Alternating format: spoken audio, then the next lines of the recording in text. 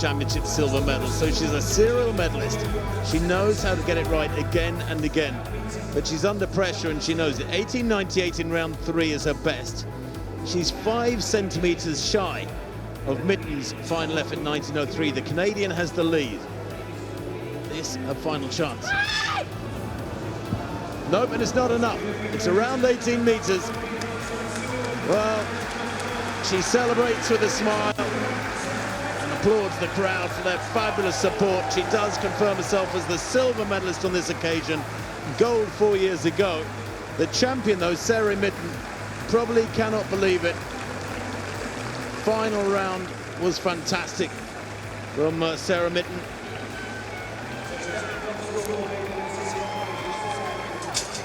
Well, and what consolation is that for winning what they call the chocolate medal in Spain, 4th place at the World Championships from 1977. Here, 1903 was enough in round 6. Danielle Thomas, a daughter of Jamaica, settling for silver, going right down to the wire, fighting for that gold medal that she won 4 years ago. However, this time she walks away with a silver and giving Jamaica their 2nd medal of the Commonwealth Games. That is how I say hello and welcome to the highlights for day 6 of the Commonwealth Games in Birmingham 2022. My name is Gerard Morrisili, and athletics is once again where we start. Of course, lots of Caribbean representation, lots of good Caribbean representation, outstanding Caribbean representation, if you may.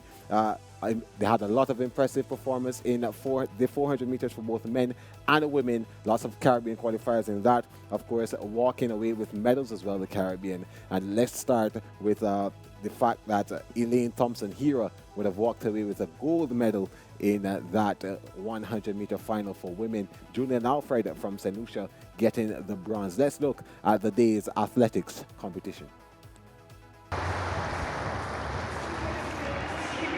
Well, here is Thomas Dodd in the shot put final. She is the defending champion. She opened with 17.98, was second to Wishy of New Zealand. Her opener, 18.84. She hasn't been able to improve upon. Wishy produced 18.54 in the second round, so had the 2 best throws of the competition. But that is big from Danielle Thomas Dodd. That is out towards 19 metres, and that will take the lead, I think. Not by much. Remember Wishy, 18.84. This one coming down pretty much on the 19-metre line. Went down in qualifying in Tokyo. 18 metres 98 is for the Jamaican. She has the lead. Here's the lineup then for the 3rd heat of the women's 400 metres. Sade Williams on the inside. Namesake Jodie in the lane outsider.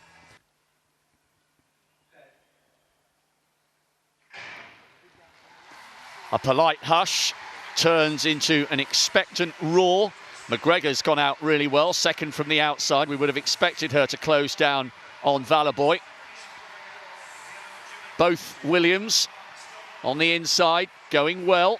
Jodie for England went out really aggressively, but Sade right up on her shoulder now, coming through on the inside. And Zoe Clark running well, now reeling in the Jamaican who started hard. Sade Williams leading on the inside. A lovely flowing stride, as I said, brimming with confidence. Good run by Jodie Williams at the moment. She's in 2nd place with Zoe Clark coming through. McGregor's tying up a little bit, the Jamaican. Sade Williams from Zoe Clark and Jodie Williams. They are the 3 qualifiers. 51.67. Not quite as quick as we saw from Victoria Uhuragu in the first of the heats, but this is a young woman flying at the moment.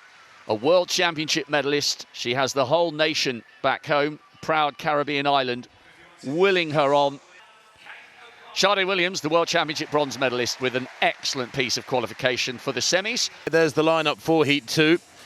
Navaski Anderson of Jamaica went out in the heat of the World Championships. Taratigo of Uganda. To go out pretty hard, run aggressively, and you could get through if you place in 4th position. And it is too white, very experienced, who hits the front.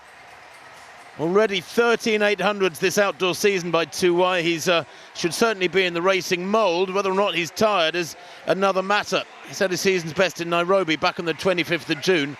And he's keeping this reasonably honest. I think this will be a little bit quicker, Rob, than the first heat at 400.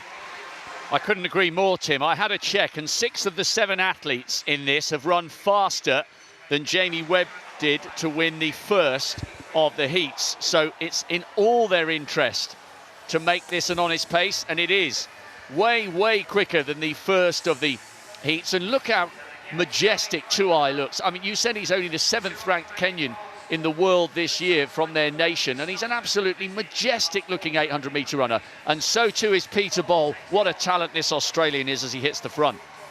200 metres to run then, 51.7 at the bell. Bol looking very strong indeed. He is the class act here. I think he was frustrated at his 7th place at the World Championships. He's been in better form than that. I know his agent is staying just a few miles from here in a hotel and has been suffering from COVID, unfortunately.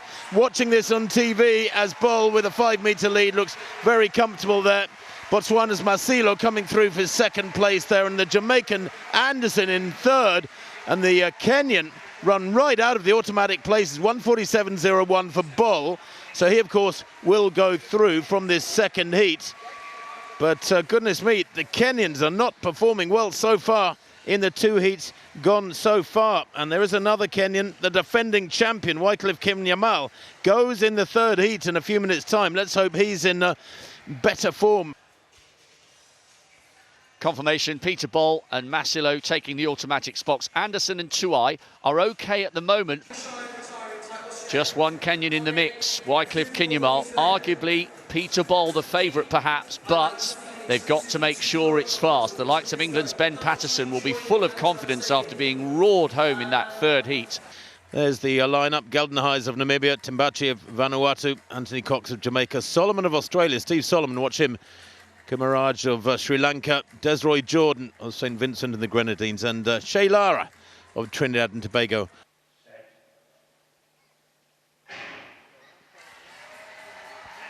Well, qualifying from this should be a formality for an athlete of the calibre of Steve Solomon of Australia, but he'll want a solid run. He's in 5. They're right in the centre in the yellow with the greenish shorts, 4th from left at the moment, moving well down the back straight.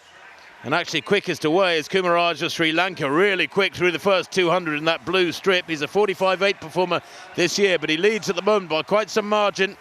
Solomon going okay right in the centre. Inside him, the Jamaican vest of Anthony Cox is moving well around the 2nd bend as they come into the straight. Kumaraj has given 101% through the first 300. Now he's chased down by the big figure of Cox, the Jamaican, who looks very strong for the last 50. Solomon follows him through, and he's under real pressure here for 3rd place, and I think he just loses out there to Geldenhuys from Namibia, who gets 3rd spot. It is the first 3, remember, who go through by right. And I think, despite giving everything for the first 380, it was nearly enough. Kumaraj of Sri Lanka might just have got run out of it. It was very tight at the line. No doubting the strong finish and fine form of Anthony Cox. Maybe a little bit frustrated after not being able to give his all in Eugene a couple of weeks back because of COVID. But he wins in 45.51. That is only a couple of clicks outside his lifetime best from earlier on this season. There it is, Anthony Cox wins for Jamaica, 45.51, and lovely big capital Q beside his name. So a slightly longer hold by the starter, but we do get underway. And indeed, the Botswanan in lane number 5, Leongo Scotch going well, 45.25 this year. The All-African Games champion 3 seasons ago, moving nicely in the familiar colours of Botswana. Nathan Allen, the Jamaican, moving nicely in lane number 6. There's no effort here from Allen, the Jamaican, in lane 6 at the moment. He's having an absolute stroll. Conte of Sierra Leone trying to keep in the mix in lane number 3. But Allen of Jamaica not even out of 3rd gear here. Guevara of Trinidad and Tobago looking to get an automatic spot in lane number 7. Scotch of Botswana will finish in 2nd. 45.17 seconds. That was very, very impressive. Well, the Jamaican, I mentioned, in his semi-final at the World Championships in Oregon, didn't finish. Wow, somebody's arrived in Birmingham, Tim, in very, very good form. So confirmation of heat number 2. Nathan Allen of Jamaica. Easy as you like, 45.18 seconds. Well, there's the lineup for the 7th and final heat of the men's 400 metres. Jones of Barbados in 2, Thana of Singapore in 3, Muzakate of Mozambique in 4, Pesela of Botswana 5, the Zambian Luchembe in 6, Retief Namibia 7, and the Kenyan William Ryan on the outside, top of picture. Now, how can he go here? Can he stay within the line? Something that was too much for Correa in the previous heat. Very sad that, as they head down the back straight. Moving really smoothly is Pesela, Anthony Pesela in that lovely light blue strip of Botswana, 4th from left. He too looking very smooth, and that pitter-patter style of his, anything but a long raking stride, but it's effective, isn't it? Going well in 2 is Jonathan Jones of Barbados. He is so experienced, is the national record holder for Barbados, and he enters the straight in the lead, and still working away as Anthony Pesela with that Botswana blue strip, head rocking from side to side. It's Jones, Pesela, and in 3rd place there in lane 6, Luchembe, taking that critical 3rd spot for Zambia. The winning time, well, 46.39 for Jonathan Jones. Nice and relaxed. I wonder if he too has recovered. He is clearly very tired in that final in Eugene. The final action of this second morning in Heat 7, Jonathan Jones of Barbados, Botswana's Anthony Pesela of Botswana, and the Zambian Kennedy Luchembe do all go through by right. There's the lineup: Azamasi of Ghana, Abikun of Sri Lanka, Omanyala of Kenya, right up alongside Akani Simbine of South Africa. That's a big clash, 3 and 4. Aseme of Cameroon in 5. Mitchell Blake of England goes in 6, 200 specialist. Jeremiah Azu of Wales goes in 7, and Rohan Browning goes in lane 8 for Australia. Set. Good start there from Omanyala. He's got the jump on Sabina at the moment. Omanyala's going away with this one. He will not be caught. This is justice for the man who couldn't do himself justice in Eugene. He takes the gold for Kenya. 10.02 into a slight headwind, minus 0.9. But daylight between Ferdinand Omanyala of Kenya and the rest. Maybe about a meter's difference in it. And the winning time, well, it doesn't matter a hoot. Who cares that it wasn't under 10 seconds? It was brilliant running at the start. He got out of the block so well, put the others under pressure, and Omanyala has gold. There it is, Omanyala, 10.02 to Simbine's 10.13. Gold for Kenya ahead of South Africa, and the Sri Lankan Yupun Abikun, a brilliant bronze day. The women's 100-metre final start list, lanes 1 to 8. And the whole of Alexander Stadium are anticipating fire here this evening. Lane 4, Elaine Thompson-Hera, the fastest woman alive. 5 times an Olympic champion. She's absolute silence. Set. Well, it's a clean start, it's a pretty even start as well. The Nigerian going well in lane number 3. Thompson-Hera, though, the Jamaican running well in lane number 4. Elaine Thompson-Hera takes the gold medal here in Birmingham. 10.95 seconds. The 5-time Olympic champion, the 100 and 200 metre champion in Rio and Tokyo at the Olympic Games. The athlete that had never won an individual Commonwealth medal at all takes the gold here. The second fastest woman of all time delivers here in Birmingham, 10.95 seconds. That's confirmed as the gold. A lovely side shot, a brilliant silver for St. Lucia, just outside 11 seconds for Julian Alfred. But one of the biggest stars of the Commonwealth Games here in Birmingham was Elaine Thompson-Hera. Off the back of that World Championship. Remember, Jamaica got the clean sweep at the World Championships recently in the women's 100 metres. Well, I think the smile says it all there for the Jamaican. This is a very tough field in the Commonwealth if you want to come here and win an individual medal. Well, Elaine Thompson-Hera, 10.95 seconds under the 11-second barrier, picks up the gold here in Birmingham. Julian Alfred from St. Lucia picks up the silver, and Daryl Nita of England, by 1/10 of a second, grabs the bronze. Yep, so athletics again, kicking off things here in this highlight show Elaine Thompson-Herah. A lot of people are talking about how much she has been struggling this season. However, she delivers a gold medal for Jamaica. Julian Alfred winning St. Lucia's first medal in some years. Laverne Spencer would have won a few gold medals, a few medals for St. Lucia at the Commonwealth Games, but now they can add Julian Alfred to that list. Let's hear from the gold medalist in the 100 meters for women, Elaine Thompson-Herah. What a gutsy performance tonight. You had to dig deep, but you found a way to come out on top. Talk to me about that race. I'm grateful for my first Commonwealth title. You know, I saw her leading, so I said I had to dig for this one. But I'm just grateful that I crossed the line healthy, and I'm just happy. You know, I need to start calling you the Games girl. You've won the Olympic Games, you have 5 gold medals, you've won the Pan American Games, and now you've won the Commonwealth Games. You love it when it's games at the end. Well, I guess I'm a Games baby, but I'm just grateful, you know, my team said, come out and do Commonwealth, you know. I'm just grateful that I captured this goal. I'm just grateful. 10-95 and the execution, how do you feel about that? I don't think I executed how best I wanted, but nevertheless, I still came out on the top and win. I wanted to get that championship record in 85, but it didn't work out, but I'm still grateful. Are you any closer to understanding whether your body will be able to go 200 as well? Well, I decide tonight. And we'll surely see you in the 4x1 now. Definitely. Well, congratulations. All right, thank you so much. All right, congrats again. Yeah, Thompson-Herah still deciding whether she will run that 200-meter double up and try to go for the sprint double. But let's hear now from the solution, Julian Alfred. Julian Alfred, what a performance. I know. What an amazing performance from start to finish. Just take me through that and what this Commonwealth Games silver medal means to you. So my goal this round, the final, was to work on the ending of my race. In the semis, my last 30 meters wasn't the best, so when I was warming up, Coach Flo and I worked on that so much, but I felt so happy. I cannot express how it's just an overwhelming feeling, and glory be to God, because He has a plan for you and nobody else can take that away from you.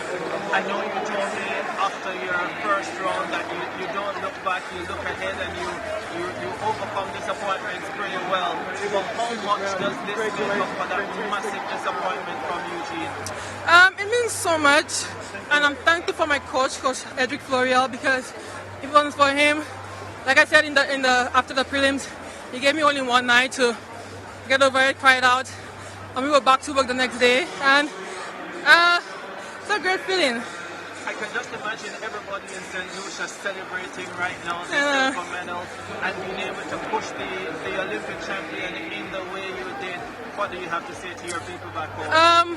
It's my last race of the season, and I want to say thank you for all the support. I didn't get a chance to say it throughout the season because I was off social media, but thank you all so much for supporting me throughout the entire season, and I really appreciate you all. NCAA indoor record holder, NCAA outdoor champion, now Commonwealth Games silver medalist. You can put that down as an amazing year. Congratulations, Julian Alfred, and all the best going forward. Thank you so much. Yeah, that was Julian Alfred there. A little bit of a disappointment for her at Eugene, Oregon in the World Championships. She false started in the women's 100-meter semifinals, but a redemption and a capping off her season with a bronze medal in the Commonwealth Games. On that note, we take our first break, and when we come back, it's table tennis.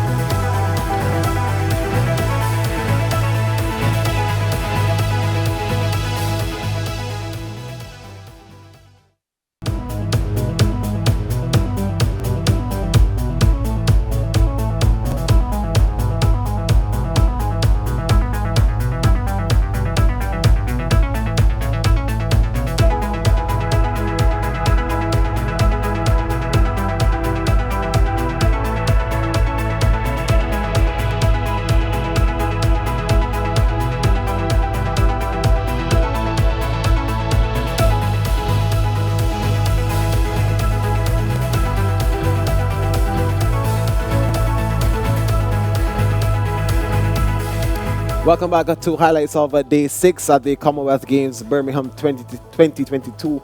Time to go to some table tennis now, where Guyanese Chelsea Edghill, the Guyanese top table tennis player, she took on Tammy Aguirre of the Papua New Guinea. And let's see how that game went in women's single, Group 2.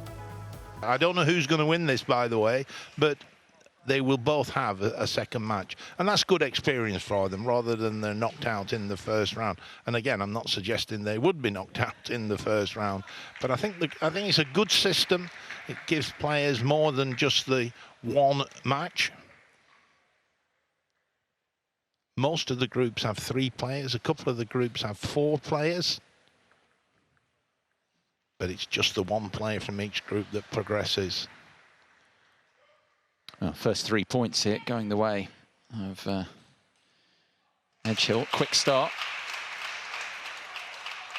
Nicely into position there.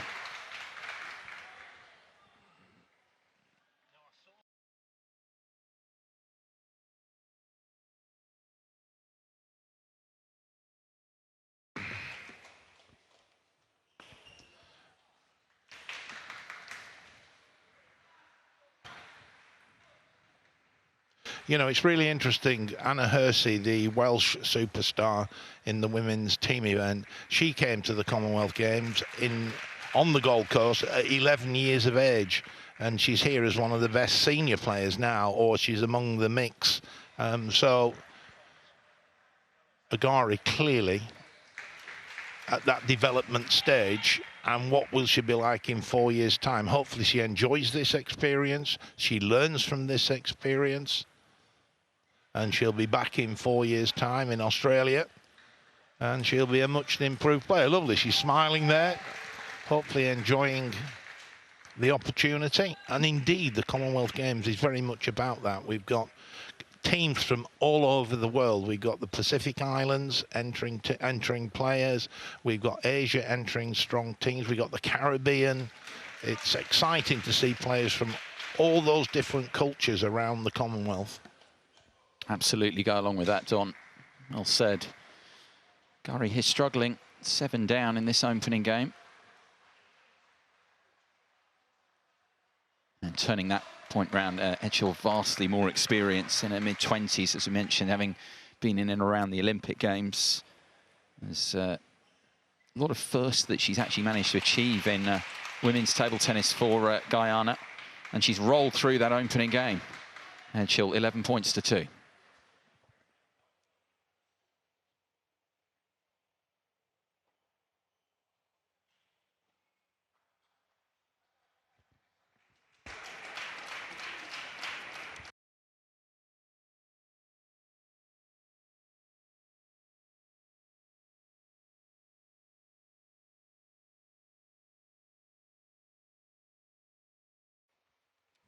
So 11 points to 2. Chelsea Edghill stamping her experience on things pretty quickly on the teenager Tammy Aguirre here. Edghill just chatting away with Edie Lewis, coach there. As I mentioned, she's got a big background. Also a chemistry graduate, university as well, Edghill. A couple of years ago, completing at the University of Missouri.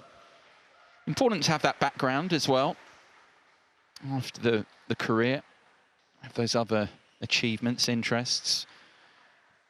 Aguirre here with Ria Loy, our coach. Hasn't really been able to settle yet, just a couple of points for the teenager.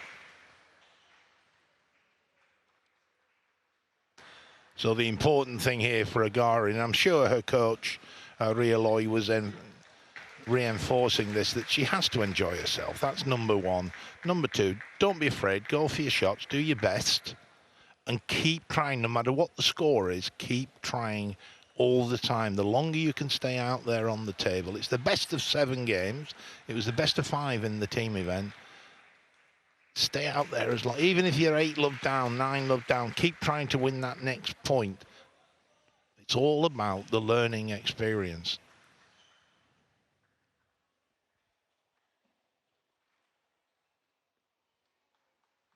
That was okay. That was, you know, she was looking to flick it. She didn't quite read the spin. Edgehill came under the ball with heavy backspin.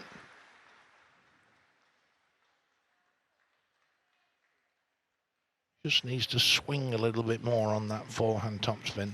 She has the bat pointing upwards. She needs the bat sideways and come up the ball. It's almost like a salute, the forehand topspin. It's almost like twisting your upper body and saluting at the same time.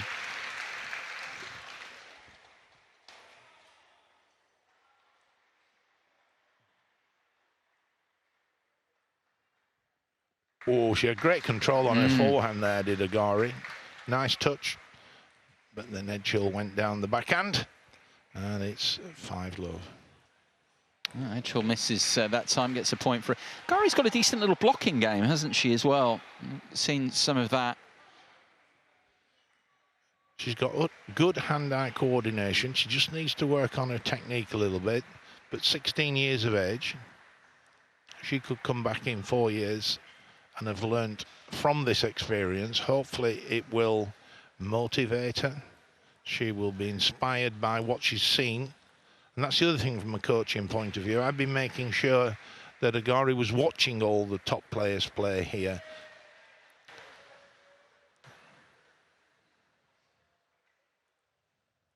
That was a good serve. Fast backhand serve. She came under the ball. A lot of backspin on it. Oh, it's a vicious serve. Yeah. 2 out of 2. Yeah, nothing doing there for Edgehill. Responds in kind. That was heavy backspin from Edgehill.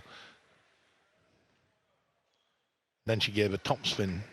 So Edgehill using her best serves there.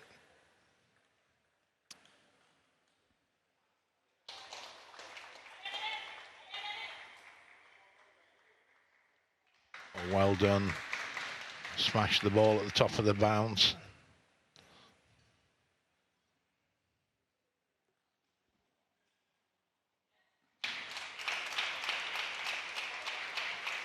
So Edgehill here, 6 game points. Need to take the second. And that'll do nicely. So a commanding lead now. Edgehill takes the second 11-4 for a 2-0 advantage over Agari now.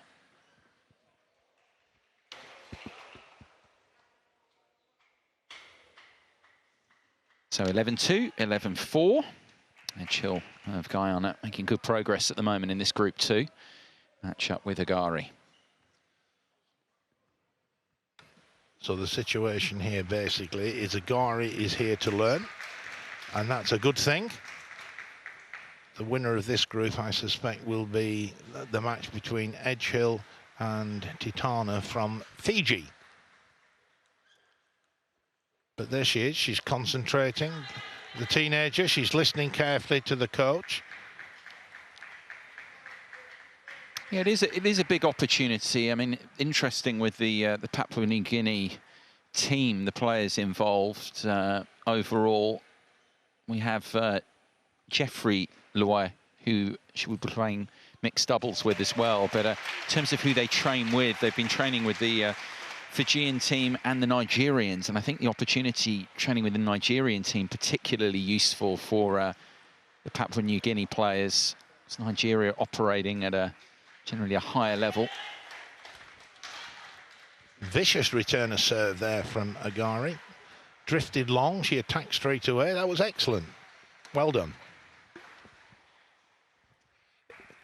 It's also great, Guy, to see Papua New Guinea sending a table tennis player as well. Papua New Guinea basically will be given an allocation by the Commonwealth Games Federation, the CGF, of, and I'm making this number up by the way, 50 athletes. So Papua New Guinea can pick 50 athletes and send them to the Games.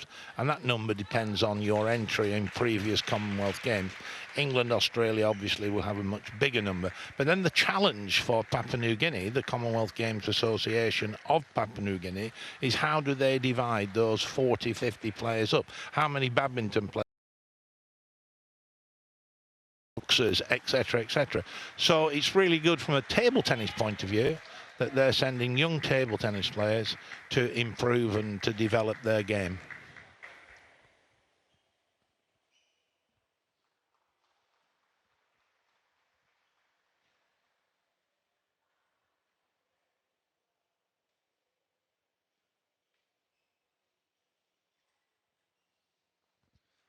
Good tactics, long, fast backspin service of Edgehill.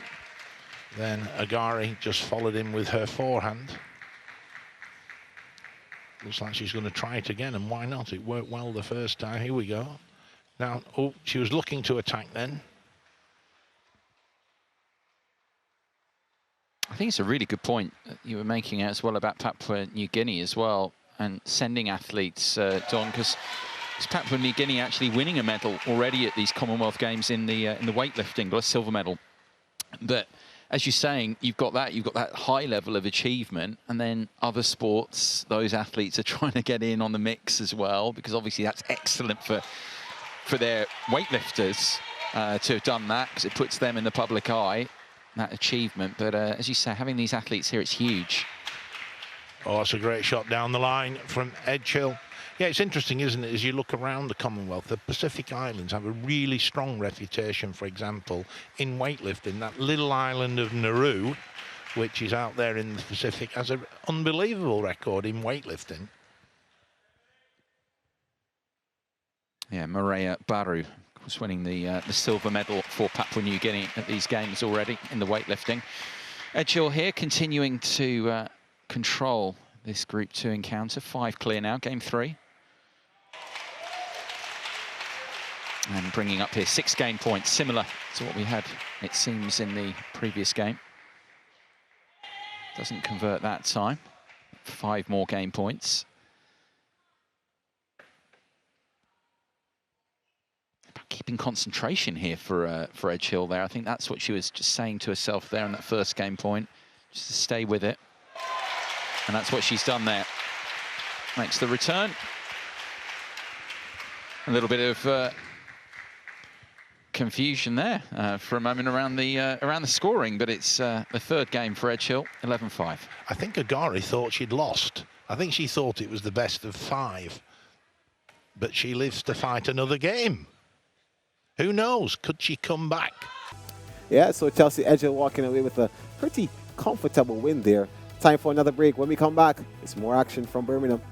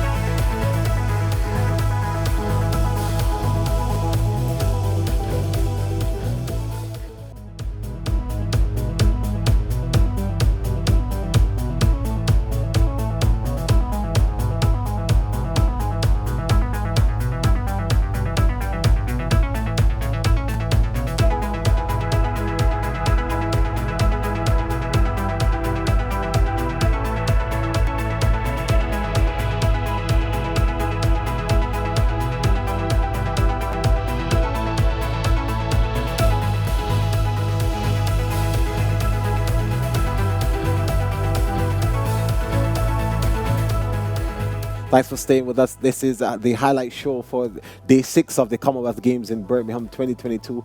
Let's go on the court now for netball, where the Barbados Gems were in search of another victory, their first victory of the Commonwealth Games. They played against Scotland in a Group A fixture. Let's look at the first quarter of that match.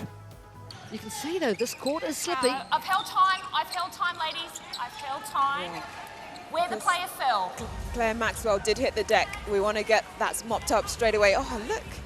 We've got rid of the towels. We've got a mop. Proper mop. Isn't it funny how this becomes such a thing? Excuse me? Oh, she's going back again. Yes, there. Through there. Wing attack. Take a step. She's doing it so well. But well mopped up, because we don't want players slipping because of sweat on the floor. Advantage obstruction, centre. Well, after all that, Barbados cough it up.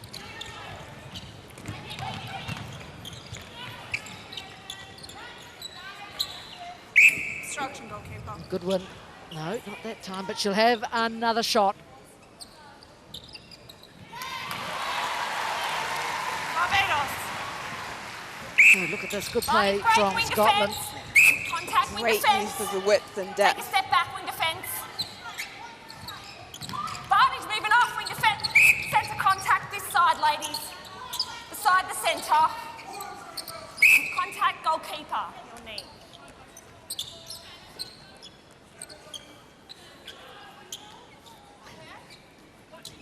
Look at the lean between Moving off goalkeeper. Wharton.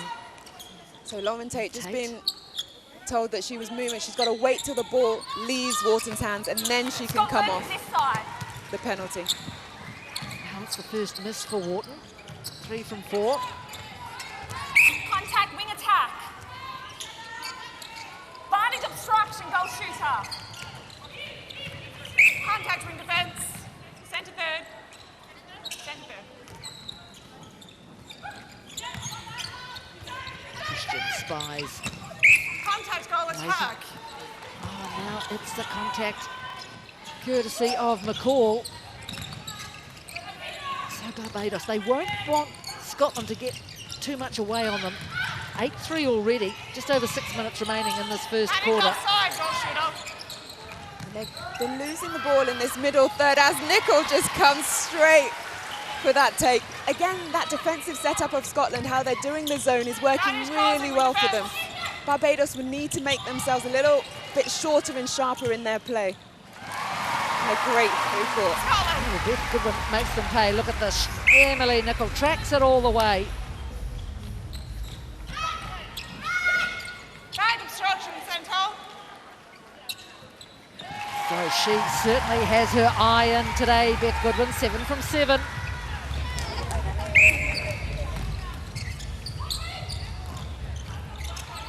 Barney's obstruction, centre. Scotland. And that was good work by Maxwell. And again, struggling Barbados to get that ball into the zone circle. Tamsin Greenway looks delighted, as she should, actually. This is a great start from her Scottish side. Obstruction, centre. Hold time. That's persistent, centre for obstruction. It's a caution. If it continues, we'll get a warning. So the caution there for Rock Yor.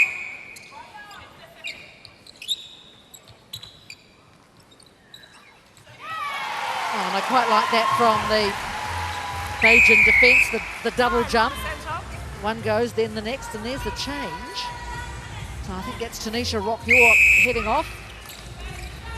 Yeah, after getting that caution, Margaret Cutting just making sure she has a little rest in case anything builds into more. And onto the court comes Steffi and Shepherd.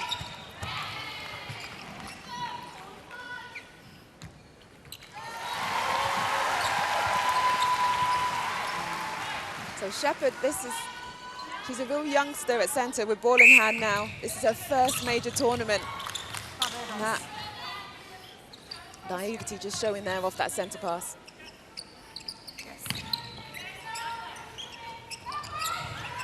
Oh, Christian read it like a book.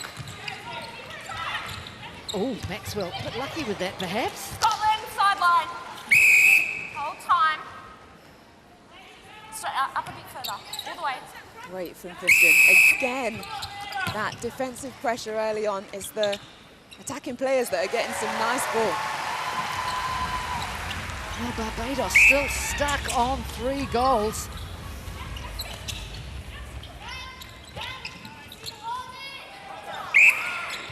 Contact. Yeah. Neve McCall did have the ball in her hands. Obstruction, damage goal.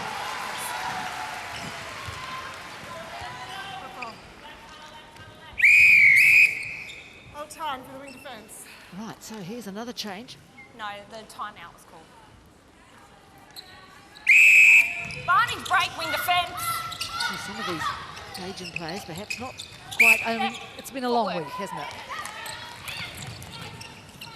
It has, and when you're losing by such big margins, it's really gets to you. So we've got Samantha Brown on court now Vanessa Bob has gone to the sideline. There's the few of the rest of the Scottish team on the bikes.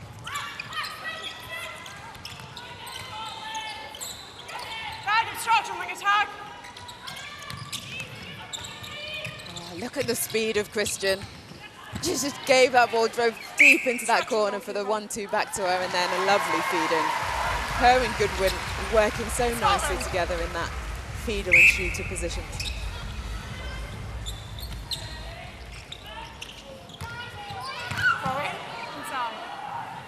Yes, all right, Bruce, that's all she could do was just bat it out. This has been a good first quarter for Scotland.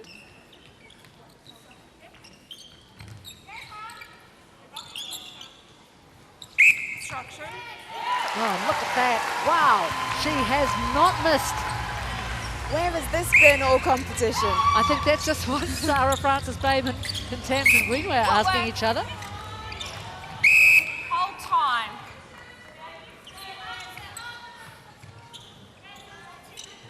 In line with me, in line with me, in line with me. In line with me, it sounds a little bit like Abide With Me. You could sing it.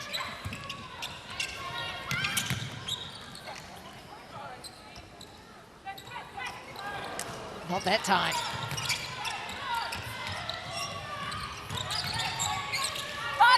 So again, you see this zone put up from Scotland. Contact, go shooter. Marking the space, but Goodwin just releasing the pressure with that contact call. Well, you can see Scotland just keeping moving it, shifting it around the court. Wherever the ball lands, they just reposition.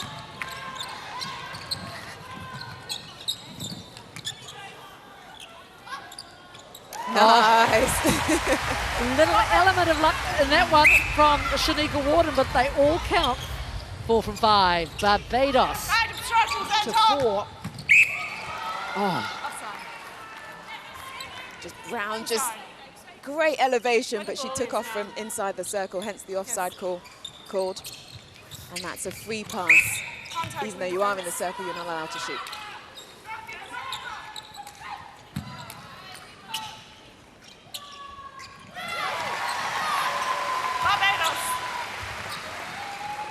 So a bit of time here for Barbados to add to their score.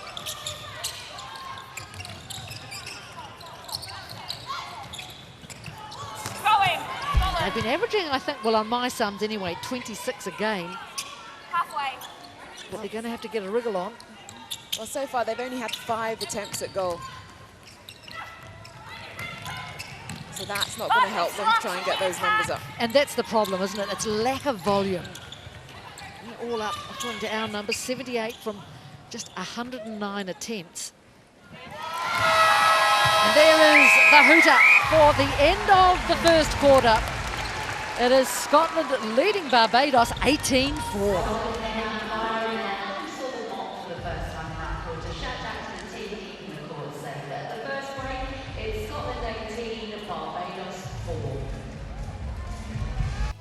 Well, yeah, that match went on to end 72-28 in favor of Scotland. The Baton Gems still looking for that first win, and they have one more game remaining in their group. And Scotland, they are still in the medal hunt. Let's take a break now. We'll come back, our final segment.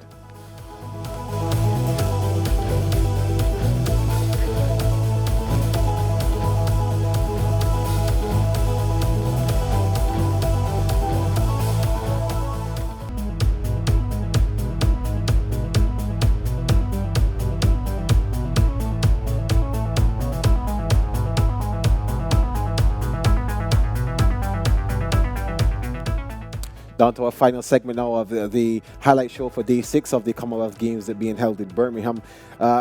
St. Lucia now, St. Lucia's Arthur Langelier, he competed in boxing in the light heavyweight division against Yusuf Lukasi Shangalawi of Tanzania. And let's take a look now at that bout. Session is our second light heavyweight quarter-final for the men, and it's St. Lucia and Tanzania. Arthur Langelier and Yusuf Changalawe. First to the ring, boxing out of the red corner, representing St. Lucia, Arthur Langelier.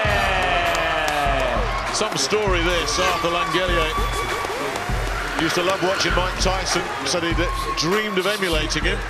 Bumped into a coach by the name of Conrad Fredericks in St. Lucia at the age of 25. And Coach Frederick said, oh, come and join us in our gym. He said, I didn't know St. Lucia had a boxing gym. I mean, it really was that simple. He stepped in, enjoyed himself, loved it, and here he is at the age of 37, representing the island in the Commonwealth Games. That is some story. And his opponent boxing out of the blue corner, representing Tanzania, Yusuf Lukasi Changalawi. Well, what we saw of the Tanzanian in the last round, Yusuf Changalawi, is very simple. He's a what you see is what you get. Horrible light heavyweight. He's physical, he's powerful, and he can use those weapons to his advantage very effectively.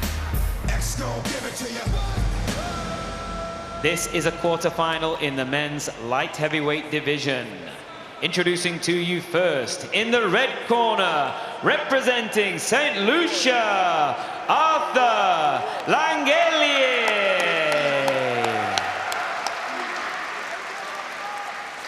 And in the blue corner, representing Tanzania, Yusuf Lukasi Changalawi.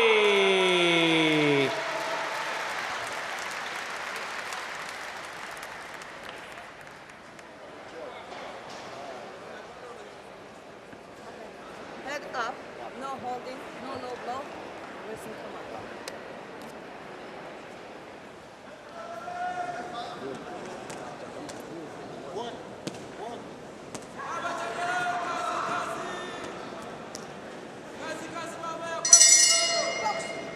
Well, Arthur Langelier from St. Lucia has boxed in Worlds Championships and Commonwealth Games before. Way back in 2014, here he is at the ripe old age of 37, having another go against the Tanzanian Yusuf Changalawi, who really broke up Colin Richardson of Anguilla in the last round, forced a standing count in all 3 rounds. He's physical, he's strong, he's powerful, his technique is terrific. And something that Barry Jones talks about, the fundamentals. Well, Changalawi is very well versed in the fundamentals. See what the way he swings those shots in as well, and the way that Langelier has that right hand just in front of his chin, not quite on the chin. Might be a recipe for disaster. Didn't have to box to get here as well, the St. Lucia man.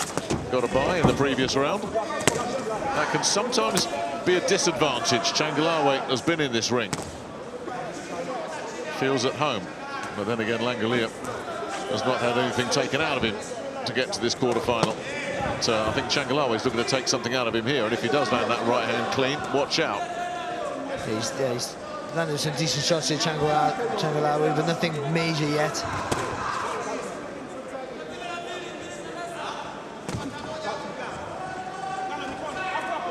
He's looking to pull the trigger there, Changalawi. Oh, I tell you, that's trouble. It's another one of those. He landed a left hook earlier. That second one really did just have the little wobble in the legs there for Arthur Langelier. That's a worrying sign. Yet another standing 8 count forced by Yusuf Changalawi, who really is heavy-handed. Yeah, he isn't he, Changalawi? I thought he was going to throw that right hand over the top. I thought that was going to be the weapon for him, but the left hook's been the shot that's been working and having an effect here. That's it. He's really got to be careful here, the St. Lucia man. He's on thin ice. This is, I mean, there could be another standing 8 count coming here, right here. Now, very often we've seen a second standing 8 count. It's waved off afterwards. Is the referee going to give him the benefit here? No, it's over.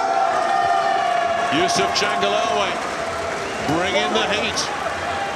And we haven't seen too many first-round stoppages in quarterfinals, but if that Yusuf Changalawi right hand catches you, or indeed even if the left hook catches you, because he packs it in both fists, you're going to know about it. He's dangerous. Yeah, and what you have to have is a really strong, tight defence, and you just seen where Langelier didn't have that. He just didn't have it. He was loose, I said, from the offset, didn't I? That right hand was just in front of his chin.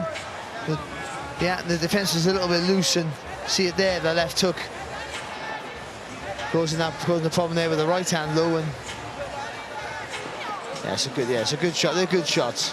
And as well, when the referee's counting, he doesn't look like he really knows what's happening or whether he wants to continue. Easy night's work in the end.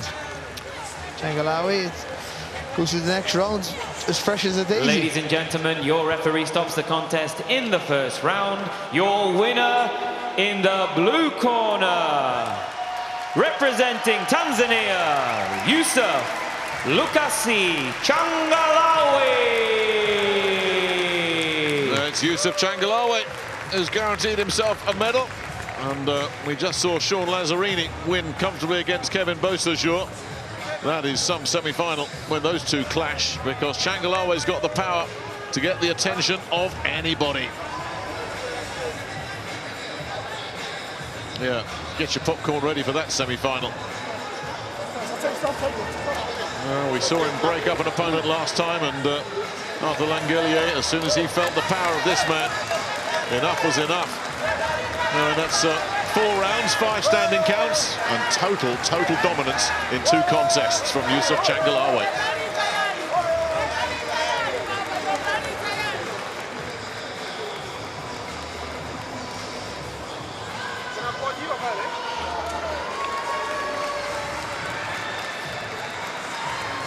Yeah, so the St. Lucian, they're coming out on the losing end of this time, but he represented his country very proudly. Of course, the referee stopped the contest there, but he didn't look too happy about that. However, the referee's result or referee's judgment is final. Let's take a look, though, before we go at some other results throughout the day. In women's cricket, India defeated Barbados by 100 runs, batting first, the Indians scoring 168 and 62 for 4.